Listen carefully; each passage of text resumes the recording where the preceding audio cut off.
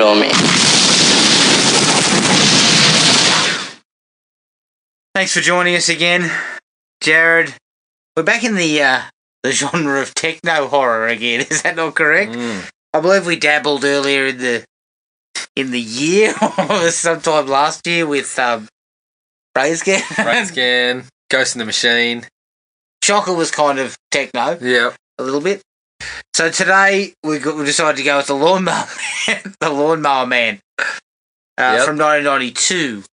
Now, just before we get into the Lawnmower Man, Jared, there's a little bit of news popped up. I know it was jostling for position with all that news about Greg Norman's dick. Indeed. But Robert Englund has secured a recurring role in Stranger Things Season 4. Yes. I'm hoping he brings his A game.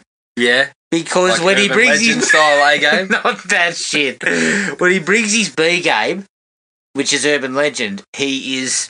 I think you might have stated when we did a commentary on Urban Legend that it was dinner theatre. It was dinner theatre sort of stuff. I think you name dropped Dracula's. Yeah.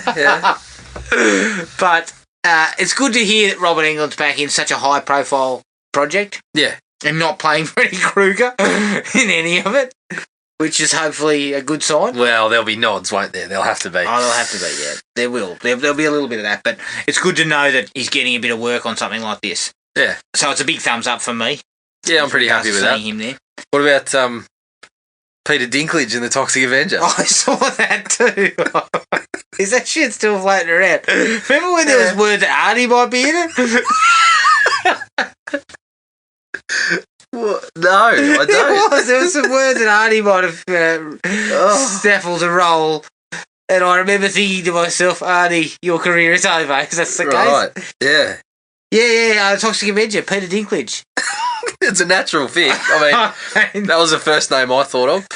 I don't know what's going on there. Yeah, I do love Peter Dinklage. So do I, but great actor. I'm not quite sure what is going on with the Toxic Avenger. I thought it had disappeared. Not going to pretend it didn't kind of pique my interest. Of course it did. Of course it did. Yeah. One other thing, though, I'd like to quickly get your thoughts here because, we obviously spoke about Stranger Things, Season 4. Yep. Is it just me or... I loved the way they ended Season 3. Yeah. It had a real gut punch. It worked. Yeah. But I get this feeling they're just going to fucking undo it like they always do in these shows. Yeah, see, I don't know. I'm happy enough for it to continue. Oh, I want the series to continue, but I just feel they'll backtrack on what I really like the end, but it also did feel temporary. I mean, they didn't even wait till fucking I know they pretty much kind next of season insinuated it. But even when it was happening, it just sort of felt temporary. You look at something like It. Yeah. When the kids split up as kids, it felt temporary. Well, you knew in that they were going to come back, and taking its cues from something like this, that's what you felt like, that it was only a matter of time before they had to bring it back together for something. So I'm not too upset by it, but yeah, I really enjoyed parts of Season 3, so it's going to be... the longer you go with this stuff, it's always tough to keep the interest there and the true things going, so... True. Bringing Robert Englund in, though. Well, that's, That's how you keep the interest That's right. That's how you ramp it up. That's how you keep the momentum going. Yep, that's true. All right, let's take a break. Here's a trailer for 1992's The Lawnmower Man. From Stephen King. He's out there. I touch God. On the edge of your dreams. This is beyond anything I ever expected. In the corner of your eye. My intelligence has surpassed yours. In the center of your brain. Mind over matter, Dr. Angelo. God made him simple. Science made him a god. Stephen King's The Lawnmower Man. Rated R. Experience it Friday at a theater near you. The Lawnmower Man from 1992, directed by Brett Leonard, who directed Hideaway. You've immediately started giggling. It's produced by Gimel Everett, who produced Virtuosity. And the screenplay is by Brett Leonard and Gimel Everett, with the title coming from the Stephen King short story. I believe there's a bit of information about how that all came about. Stephen's still fuming, I believe, over the whole situation. But it stars Jeff Fahey as Job Smith, Pierce Brosnan as Dr. Lawrence Angelo, Jenny Wright as Marnie Burke, and Mark Bringleson as Sebastian Timms. The budget was $10 million, and the movie made $32 million worldwide. It was discovered through FBI tapes that this was former Waco cult leader David Koresh's favourite movie. Okay. Allegedly. All right.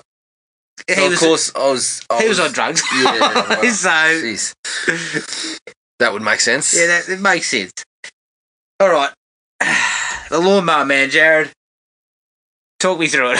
Well, obviously I was giggling before because we discovered that Brett Leonard might be the only man in history to have not only Stephen King but also Dean Koontz to ask to have his name removed from a film. He managed to get both of them. Brett Leonard's a wanted man in writing circles by the sound of it. That's a good story. It's a good story to tell, though. Yeah. Go over a couple of beers. Now, well, listen, I've had Stephen King and Dean Koontz ask me to remove their name from films. It also seems that Brett, looking at his filmography, is very enamoured with this kind of VFX shit. Yeah. like all his films seem to have that stuff. So, yeah, look, he's got form. But well, where do you stand with this one? Well, it wasn't good, was it? It's wasn't it? Number one, we've spoken about this on almost every one of these movies that we've talked about. The fascination with putting as much of the VFX on screen as possible in certain points is really to its detriment because it aged very quickly. Yes. And so you look at it now and it looks horrible. There's really not a single effect of that virtual reality stuff that looks any good anymore. Yes. So that's very hard on it. Hard on the eye too.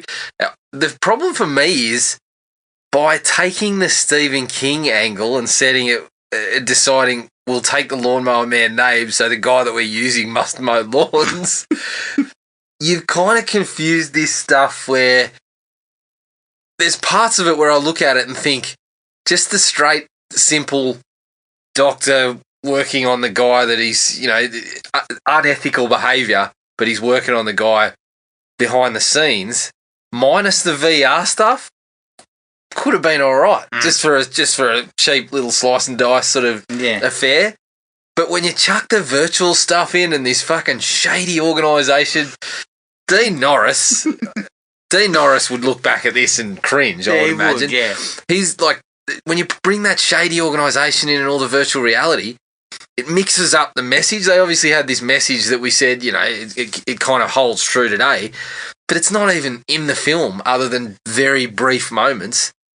It just feels like those two things have crossed and they just don't work together. And the VFX and the shadowy organisation just really fucked the thing.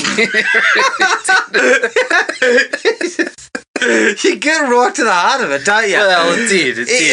Look, he's crossed genres. It's a bit like when you cross Leonard with Koontz. Yeah, or Leonard with King. Take your pick. So I reckon by the end of it, I was probably at 1.5. 1.5. Look, it's techno horror thriller with no thrills and no horror to kind of speak of. To rely so heavily on the VFX is just, it's honestly, surely you're looking at that VFX during the production and realising this is not going to work. Yeah. And we scale back. Yeah. We scale back the VFX and we find another way to sort of produce how Job, and they kind of did, where he was fucking levitating lawnmowers. Yeah, yeah. Right? I was all right with that in comparison. That was practical. I was happy with that. They were using practical effects. That was one thing. Yeah. But the thing I also find hard to cop, and maybe it was because of you needed money, but Terminator 2 was in 1991. Yeah. And its visual effects are still fucking stunning. Yeah. I mean, does it mean that you need 100 million squid to get that kind of shit going in the 90s? I'm assuming that's what it means. Well, that was part of it. But I mean, like, they've taken a random 8-page Stephen King story. I mean, obviously... Is it only 8 pages? I think it's only about 8 pages or something. Shit. But I think, obviously, they just wanted the name. Yeah. And they just slapped it on something else and then decided we better put a bloke in the lawnmower with a lawnmower in here so we can call it the Lawnmower Man. But the story's weird. King's story's a little bit weird, but it's still a bit creepier than what you see on this. Yeah, that's right. They've taken that 8-page story, just taken the title and thought, how can we just make this even worse and less scary? And they also took his name, yes? So initially it was called Stephen King's Lawnmower Man. Yeah, and I mean, as we said, it's highly amusing because Stephen got the best of both worlds because he got his name removed, but then they left it on the cover of the VCR, so he was able to sue for profits anyway. He gets all the profits, I believe. So he's allowed to remove his name and still make money, which he needs, obviously. Yeah, obviously. Yeah. He dipped out of the top 10 most well-paid novelists at that stage. Yeah. He looked at his bank account and thought, oh shit, it's dipped down to $4.99 mil. I better just find something to pump it back up over the fives or I'm in some but shit. The VFX are shockingly bad, even by 90 standards. And I can see why King didn't want to borrow this. Everything about this is bad. It's a 1 out of 5. 1? It's not good. Right. Okay, what do you like? I've got a handful. You've got a handful? Fuck. Just a small handful. As you said, the opening scroll actually has a point. Down the track, we're down the track from it now, and it's got a point. It's true. Not so much, it was a little bit off on virtual reality, but essentially you put the internet in its place there. Yes. And it's got a point. Yes. Agreed. Yeah. I actually think, this is for me personally, that the idea of having this virtual reality stuff making someone smarter and then it kind of gets out of control is actually a decent one for a thriller. Mm. Well, I mean, there's all these examples of, experiments that have gotten out of your control and out of hand. Mm. It's essentially taking that but doing it with two people. He's experimenting on someone and then, there's the ethical issues around that and then it gets out of hand. Like, that stuff I didn't mind so much. But whenever there were small snippets of that, I was like, well, can we stay here for a little bit? No, we can't. We better get into VFX. Yeah, we better chuck a headset on. What else you got? The bullies getting a bit of comeuppance is actually still satisfying, even though a couple of the scenes are just I don't even want to talk about them, but they're these thinly painted characters, but when they are looking like they're going to get some repayment of what they've dished out, you're actually satisfied with that. Yeah, you are. I would have preferred a more grotesque ending for the dildo that smokes around fucking flammable liquids. Yeah, that's right. We know he marches to the beat of his own drum and he doesn't give a shit because he smokes at a gas station and then gets upset when a bloke tells him that's dangerous. Yeah. A supposed half-wit tells you, you know what? If I'm Job, I'm firing back with you're the fucking half-wit. Yeah, that's right. Instead, he arcs up, just I do whatever the fuck I want. Oh, sorry. That's right. Well, yeah, when you blow the place up, idiot. And the last I reckon his boss should have rolled out and said, put that fucking thing out. Oh, sorry. Brosnan, look, I've got a lot of dislikes for Brosnan. No, he's not in my life. He's not anywhere near them. But this is sex appeal Brosnan. Is it? The early 90s, he was definitely... This was his peak with the ladies, I'd say. Well, I believe I told you that you couldn't see Bond anywhere in his future on this one.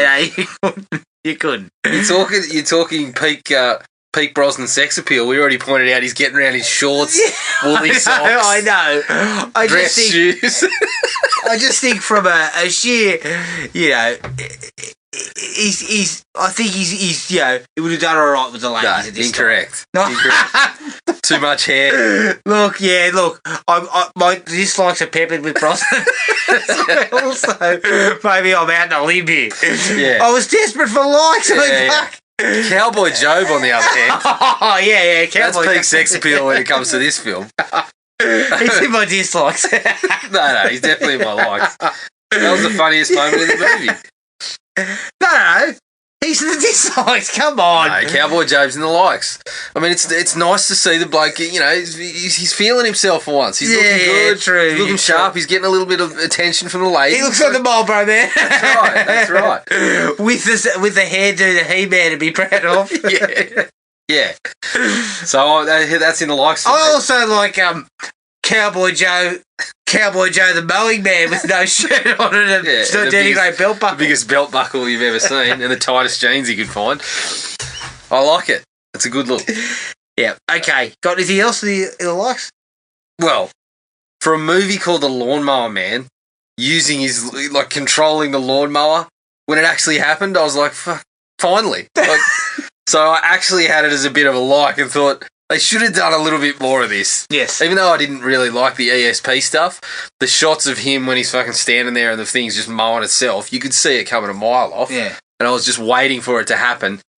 Didn't quite work out as I would have hoped, but I was still sort of like, this is better than the VFX shit. So maybe it's just by default. It's just by default. That is the faintest of praise. Yes, at the very least. I'll also say this: it's always good when the agents turn up to outside Job's place and the lawn is freshly cut. Well, I thought that was an ominous vibe. It's like, it's like the music in Jaws. You're looking out for a freshly cut lawn. You could have used that. And if you saw the lawn was freshly cut, you knew they were in trouble. But then one point in the movie they go to some long grass and then, oh shit, here's the lawnmower. You've probably overthought that. Cheers. Possibly. But there's nothing like a freshly cut lawn. It's a good look. Okay, you got anything else? No, that's it. All right, let's get into the dislikes. And this is where I kick Brosnan a touch. Yeah. The acting is shocking. Like, Brosnan is just overacting like a lunatic from minute one. Yeah, he's terrible. He's also got a terrible hairdo. And as you pointed out, which is now ruined my initial like, he's wearing a pair of woolen socks and hiking boots. It's the kind of combo that ensures you're not getting laid anytime soon. Oh my God. Yeah, unless you're having to stumble into bloody Kathmandu or something. You stumble into it. If you stumble into a Kathmandu 50% off sale, you might get yourself, you might get lucky, but I suggest you might that see someone that shares that fashion sense and thinks, wow, you look pretty good. In any other place or time, that's not happening. No. He also seems to be wearing a sweater. He's an extremely hairy man. Yeah. Yep. No, I don't know where you picked out the sex appeal. I think it was when he first hit the screen. I was like, oh, geez, Brosnan's looking quite, dashing. Quite dashing. But then, as the movie went on, I may have realised, well, he's not really dashing anything. I mean, I already said it. You can't see Bond anywhere in his future in this. There's one point where he punches the bloke against the wall, and I thought, holy shit, they should have reshot that. It looks awful. He was Bond 3 years later. 95 was GoldenEye. Yep. Jesus. Lucky bastard. He's fucking dodged a bullet on this one. I mean, this is the kind of work that puts you back on stage. This is the kind of work that puts you back on stage and has you thinking, thank Christ I'm back here. I have to fucking go through that nonsense again. I can just do some Shakespeare or something. You know what? The material it made quality. 32 million. Maybe that was why. Brosnan's hot property suddenly. Bankable Brosnan. Yeah. Dean Norris is also very bad. Yeah. I think he's using a weird accent too. Yeah, he's super one note and he's not menacing in the least. Yeah, but what was all that shit? I was kind of... I mean, I am frequently baffled in films, but this was baffling. Well, that was a level above what I needed. The Shadow organisation. It should have just been his boss pressuring him if there was any of that shit, but the shadowy fucking... No, but it shouldn't have been any of that. It should have been that Brosnan overstepped the line. Yeah. And used a human subject, and then it got out of hand, and now it's up to Brosnan to fix. Yeah. I would have preferred it to be kept in his I'm home. going to say this. It kept more grounded than that. They should have kept it on the lawn and not fucking taken it into the lab. Yeah. I would have had it in his house, considering he had the world's greatest fucking VFX setup. Yeah, and he had the classic 90s computer that has to say exactly what's on the screen. Every time there's something on the screen, it says recording in huge letters, and then it goes, recording. Yeah, just hit us over the head with that. The thing about that, too, is surely he's shutting down the power every time he boots one of those things up. Yeah, that's right. He's got the fucking most powerful computer. I mean, you need a supercomputer for that. Back in 92, it was a room full of fucking computers. Yeah. Well, unless you had a copy of Brain Scan, which seemed to run pretty comfortably on any old PC as well. Yeah, Windows 95. What was it? Windows 95. Oh, shit. It used to run smoothly on Apple too. Yeah, I can tell you my old fucking copy of Encarta never ran as smoothly as that shit did. Not to get off topic too much, but Brain Scan was running a full kind of like... That was full motion video. Full motion video. Yet it took me fucking 10 hours to load up 2 discs of bloody Monkey Island. And that was roughly, I mean, Brain Scan was a few years later, but still. That's right. Speaking of monkeys, POVs, and monkey POVs. Yeah, that stuff. And the monkey had become the predator. Because he had like infrared vision. He had the same vision and the same sort of sound effects going on. But the vision was terrible. Yeah. Again, as I put in my notes, Predator was like 5 years beforehand, and the visual effects look 10 times better. Yes. Yep. And it's, I don't know, I was just laughing. Every time you saw, I mean, the monkey POV, I was kind of giggling to start with, but then when you see it supposedly running down the hall, and they just have the shot of a little helmet bobbing up and down in front of the camera, and then you see a monkey head swipe the card. I was just like, my God, this is just terrible. Couldn't even make it look half convincing. Oh, God. I mean, I think you could have trained a monkey to do that stuff. You could have put in some effort. Surely. Oh, I think you probably could have, yeah, just, I don't know. It was very, very Give bad. a bloody monkey wrangler 10 grand and get him to sort that out. Well, you spent all that on the visual effects. I think the VFX cost like, I think it said $500,000 just for one specific sequence. Fuck. Who spends that kind of money? That shit. I don't know. It wasn't wise. Wasn't fiscally responsible, I don't think. No. Although they made it back in spades, so they probably did it right. Yeah. As far as excitement goes, this movie is a drag. Like, things are happening, but they are so uninspired. The direction is just so generic.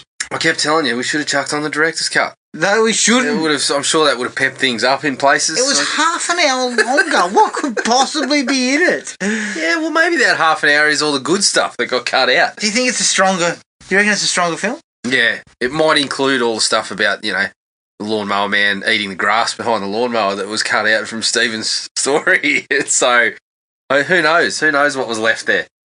Do you hope there's something of Stephen on the making of? Yeah, I want to see him storming into a meeting and saying, "What the fuck is this?" Stephen, settle down. You'll make a lot of money off this. Oh, okay. Yeah, I'm this close to going back to cocaine. Can you do an interview for us, Stephen? Yeah, look, it's wonderful. They've just kept the spirit of the Lawnmower Man story beautifully, and that's all I care about at this point. Yeah. Thank you, Stephen. There's your check. Yeah, Stephen was this close to going back to opiates when he saw this picture. I think so. I think when he watched it, he probably thought he was on. He was on some again.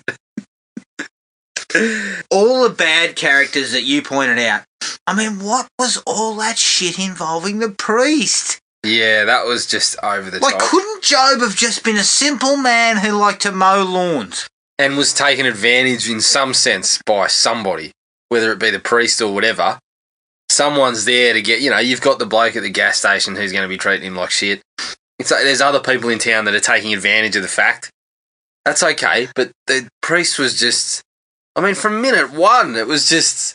And it was made clear that the other bloke, who seemed to be his brother, is that what he said? Yeah, he says, my brother been making you do penance. Making him do penance again.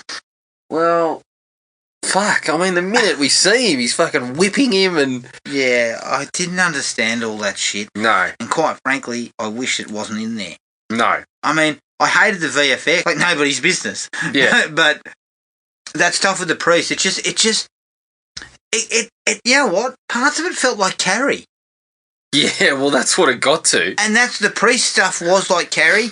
Then the whole him being able to mind control things. Yeah. That was another Carrie sort of reference. Yeah. Jesus Christ. I mean, come on. Throwing in the arsehole, though, who smokes near the flammable liquids. He kind of shits on Job. He's in it for like 2 minutes. Like, I know you get him there so he can get his comeuppance and he can die. But, again... It doesn't, there's no real weight to any of that stuff. No, there's not. So, he's going to get these guys back because they treated him like crap. You're looking in the wrong place. I know. Okay, look, I am looking in the wrong place. I apologise. I should not have put this in any sort of... Yeah, don't worry about that. Just scratch that. We'll edit that. I'll edit that out. Just like I'm going to edit the whole bit out about how Pierce Brosnan was at his sexy best. And then proceed to shit all over the bloke. I think even Brosnan would have a problem with you calling him any sexy best in this film. Well, I can tell you what, mate, if sex appeal was all he had because his acting was shocking. Not to put too fine a point on it, but it was terrible. Awful. It was awful. Dracula's. Dracula's didn't even take the resume. Dracula's saw his performance and just said, yeah, look. Dracula said, mate, we are fully booked. Yeah, Dracula said, would you work in the kitchen? Yeah, I've seen your acting resume. We're fully booked. But can you cook a bloody burger? We can use you. Yeah, we can use you out the back. Okay, what else we got? So I already mentioned it, but I felt that any ideas about the technology, any decent ideas where they were going to explore the technology and what they felt was in store, they just get lost in the fucking blokes trying to take the research and trying to catch Job and all that stuff about bullshit. Adding the aggression drugs or whatever to the mix and all that sort of bullshit. And I feel like it just, as soon as you hit that stuff, it just felt like two different places. You got the bloke mowing a lawn, and next thing you know, he's in a virtual reality fucking sex swing. I don't know what's going on there. So it just kept going back and forth, and I didn't like the virtual stuff at all. So I felt you may as well have just left it with the other stuff and just had... Well, going back to the film's biggest problem is that you lean so heavily on those VFX in some kind of way of trying to kind of showcase that this is a technological sort of thriller of effects you would have never seen before. But the problem was we had seen them. Yes. And they were 10 times better. Yeah, that's right. So what you get is you get a low-budget, technologically inclined film that doesn't have money enough to make any of it convincing. No, it looks awful. And the other thing I found with it was it never kind of got out of... All of that shit looked the same. Yeah. All the colour palettes, the worlds they were in, they all looked identical. Yeah. And we had a run of them. Towards the end, we just had a run of them that were just... I mean, they were dreadful. So we started with the priest. Yep. The effects when he dies... Oh. I mean, they were just... Commodore 64 level. They were. Yeah. And then we moved on to the giant face and turning people into bubbles. Yeah, well... That suddenly pulled apart. You fucking just burst into the laughter when the face came up. The face, actually, in terms of a visual effect, it actually was a pretty decent rendition of his face. Yeah. But it just... I mean, it was floating over the house. And it was bad. Yeah. But the whole bubbles thing, I agree with you. They looked better than some of the others. Yeah. But that is, again, damning this thing with faint praise. Yeah. The bubbles looked I mean, it's a really bad way to kill them. Why not just make them burst into, like, if it's a horror film, which was this a horror film? No. No, not really. It would have been if he used his lawnmower more. Yeah. A bit of gore and a bit of... But have Joe being able to pick them up and just sort of turn them into mush. Yeah.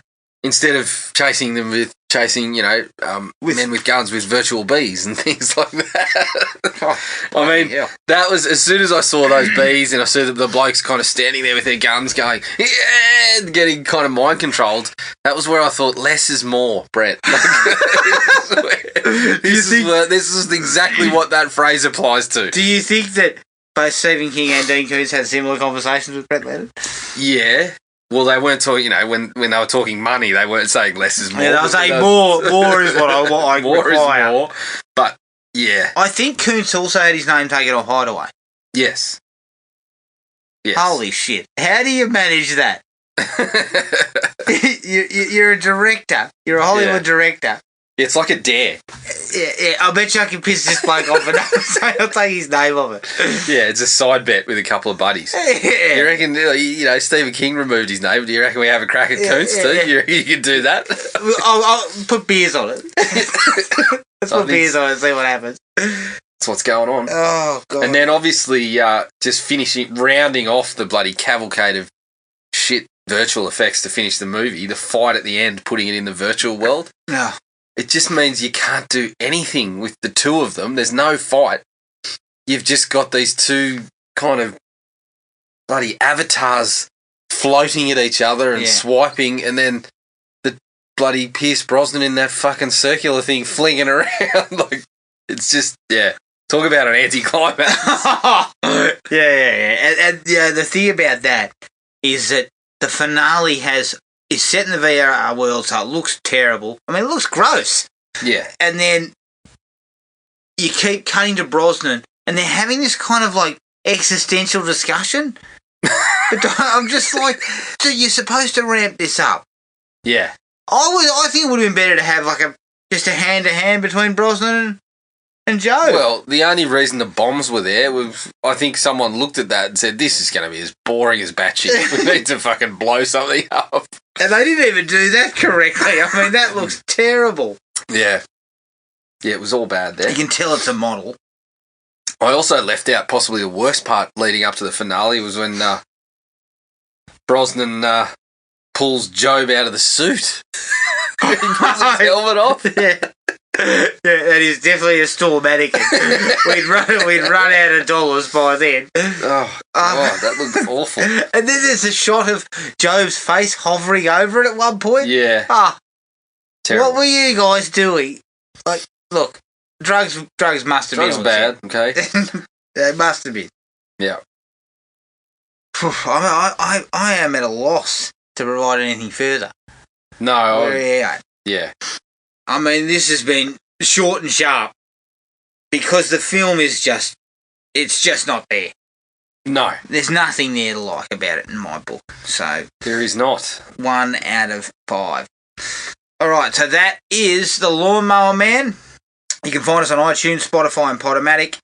Send us an email at thrillme@iinet.net.au.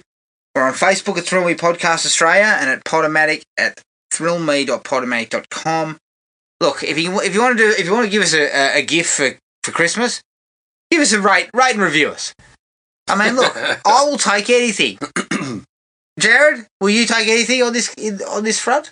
Yeah. I'm willing to take a look at it. I don't give a shit if it's 1 out of 5. Just get in there, rate and review.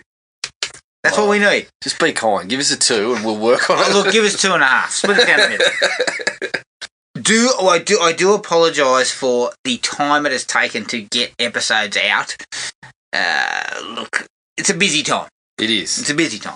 So we're trying to do it as quickly as possible. But let me tell you, when it comes up to Christmas, we'll be rocking 3 or 4 episodes a week, I reckon.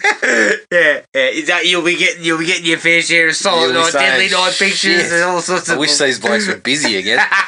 Yeah, I wish these fuckwits would shut up. Basically. Yeah. Our next episode. This was a Maddie pick. It's a Schwarzenegger I don't know if you call it an action film, but it's Red Heat from '88, and I'm looking forward to Red Heat. Put it that way. I haven't seen it in a long time. Right. It's a Walter Hill picture. Yeah. We just did The Warriors and raved about it, so... Well, Walter's had an up and down career. Yes. See Supernova. But until next time, take it easy, everyone, and we'll catch up with you later. Cheers. Find the podcast at Podomatic or on iTunes. Don't forget to rate and review. Like us on Facebook at Thrill Me Podcast Australia, or contact us at thrillme, all one word, all lowercase, at iinet.net.au.